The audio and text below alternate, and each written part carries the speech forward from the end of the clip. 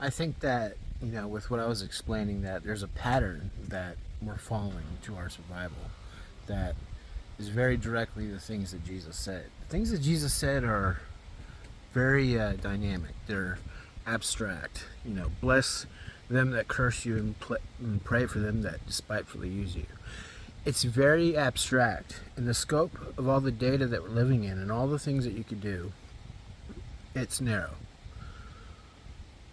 But itself represents many, many, many unlimited things that you could do to bless somebody that curses you.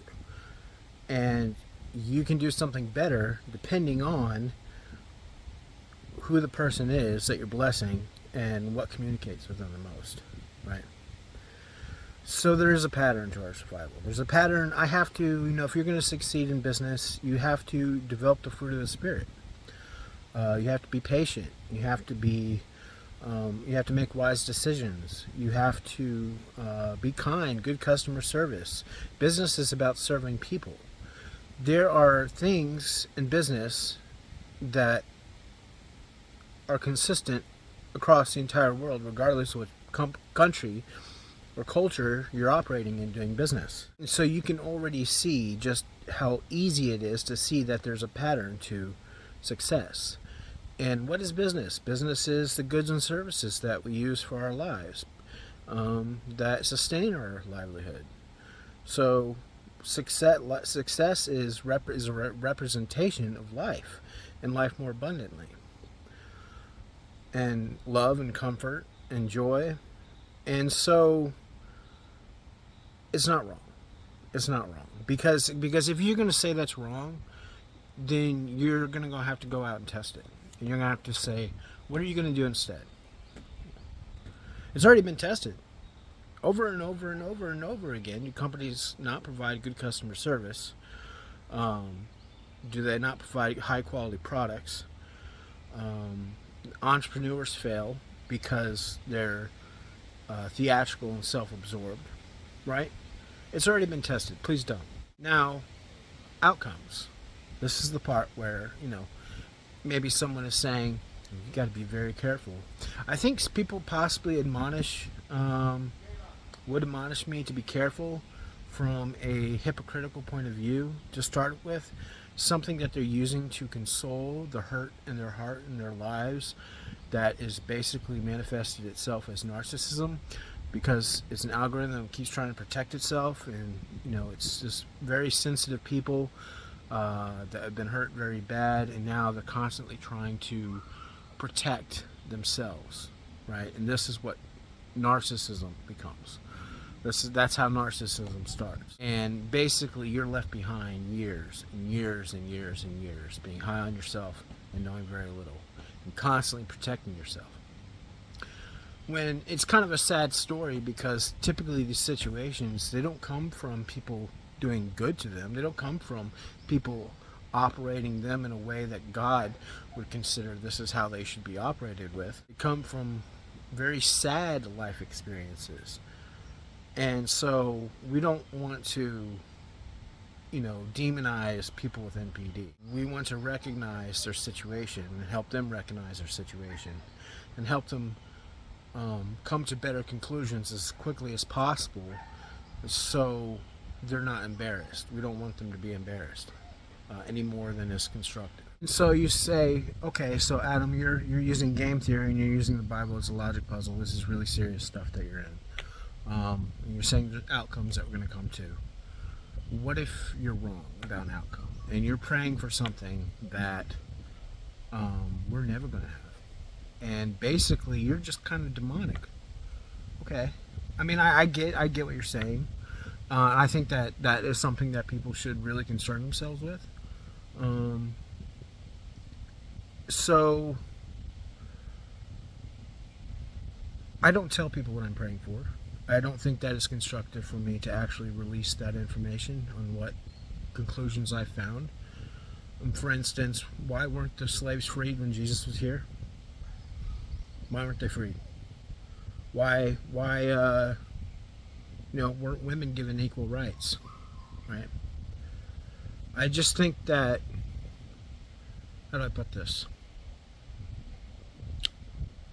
right is right, right?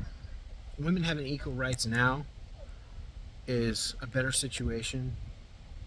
Uh, Even if it were 2,000 years ago, it's a better situation, right? But we live in a system, a progressive system, where precept is built upon precept. We're living on a timeline, right? So there is a time when things happen. It's not all just happening at the same time. There's a time in which things occur, right? So it has to happen sometime, and that sometime is going to be some span of time, and it is explained by all the other mechanics that came before it. However, those worked. Maybe an angel that has had all the answers for the past 50 million years steps in and now gives you an answer when there was absolutely no mechanics involved other than here's an answer. Maybe that's it. But the fact is, it's still something happening and it's still on a timeline. Is there abuse in heaven? Do you think there's abuse in heaven? I don't. I don't think there's abuse in heaven. So I think that in any area in our lives and our understanding and our bodies that we are abusing ourselves or other people, we have something wrong. And we can look to see, where are people suffering? Where are people being abused? Right? And the answer may be very related to very big things going on, very big, complicated things, where we're basically coming to a conclusion that in the current time period, based on the baseline of where everybody's at, things got to be done like this right now. And so that is a healthy thing to do. But you still have to, and this is what I was talking about in the video I did on TikTok. I think I released it on LinkedIn and other places too. Where I was talking about the Zoe tribe, and in relation to the progression of society, and the more like, if everyone were surgeons, if every single person in the United States at least were a surgeon, like, who are you actually like concerned about your nudity to? They don't. You can't like be concerned about nudity and be a surgeon. It's just they don't work together, and they're being concerned about nudity is not going to survive, right? So now we have a bunch of people that are completely unconcerned about nudity, and now they also have an education in health, being health conscious. They obviously have common sense, and still being healthy among the elements. But it's just, we're not concerned if a woman takes her shirt off. No one's like, oh, boobs. It's stupid. It's stupid, right? So we can see that there's a progression there that we could come to, where if I were going to go out and protest in the streets that everybody take their clothes off, it's a different animal than progressing on this timeline where we naturally develop to the point where it's just not necessary for anybody to cover anything up. So you see what I'm saying? So now, would you consider that if somebody didn't know better, that they have to wear clothes in public, and they were not wearing clothes in public, then they started being attacked, would you consider this abuse? I would consider this abuse. They don't need to be attacked, right? By all normal, healthy standards, they don't need to be attacked. But people do. Why? Because they're violating a more that we have in society that says you need to wear clothes. Do they actually have a person that is screaming? Are they being tempted to lust? It's a yes or, it's honestly, that is a yes or no question. Are they being tempted to violence because they see a woman without clothes on? Are others being tempted to violence? Are they upset? Are they actually genuinely like, I don't want to see that shape? Is this actually the root of them doing this? being upset and attacking them? Or is it possible that these mechanics were manifested by hearing the idea that we have to wear clothes, and by being given reasons, and more reasons they're developing inside themselves? They have a conscious that people have to wear clothes.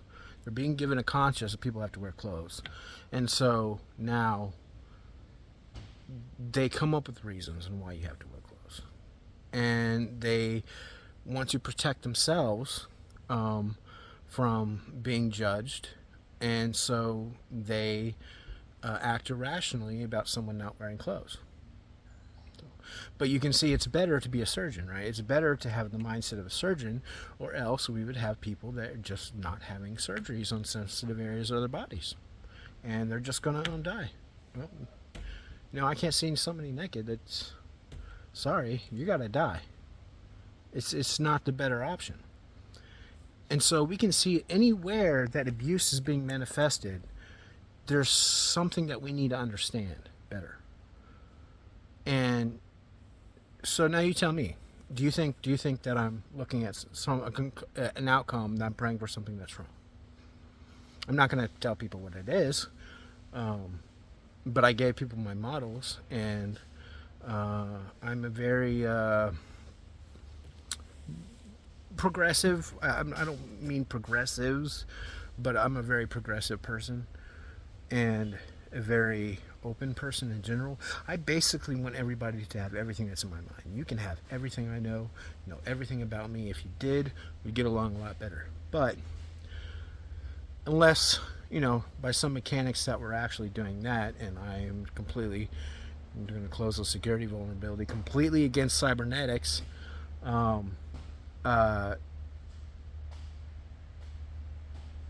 I deliver it in ways that I calculate are the most meaningful to people's development. So, but you can do the work. I gave everyone my models. And I told you it's a lot of work to set your expectations correct. This isn't like, this is science. This is labor. Possibly years and years of labor, unless you come up with other ways to do it. You need to learn. You need to learn neuroscience. You need to learn data science. You need to learn computer science and software engineering. You can get answers a lot faster. Enterprise architecture. You can get to answers a lot faster, but there's people that already do. So while I want everybody to have the same advantages I have, the fact is there are people that are further along than other people. They're going to be able to get to the conclusions first. I expect that should happen. I'm grateful for it. And that concludes everything I wanted to say. Thank you.